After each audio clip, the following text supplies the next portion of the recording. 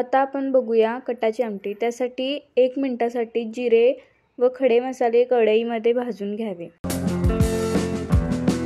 खडे मसाले भाजून झाल्यानंतर खोबरं भाजून घ्यावे।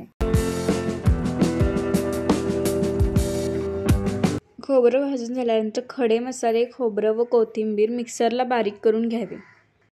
पुरणपोळी करण्यासाठी डाळ शिजवलेली त्याची जी येळवणी काढली ती घ्यावी।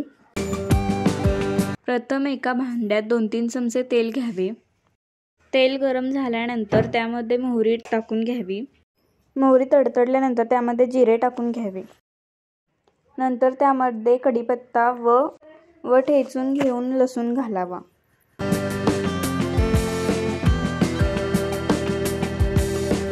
लसूण लाल झाल्यानंतर त्यामध्ये लाल तिखट टाकून घ्यावे व ते मिक्स करून त्यामध्ये वाटलेला मसाला टाकून घ्यावा।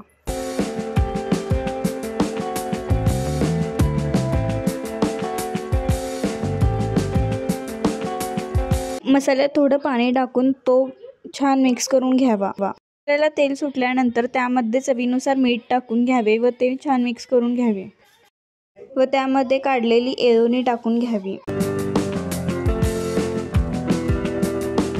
येळवणी टाकून ते छान नीट मिक्स करून घ्यावे।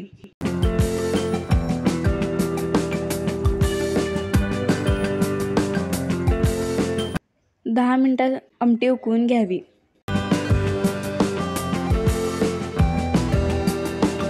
तयार झाली आपली कटाची आमटी। व्हिडिओ आवडला असेल तर लाईक आणि चॅनलला सबस्क्राईब करा। थँक्यू।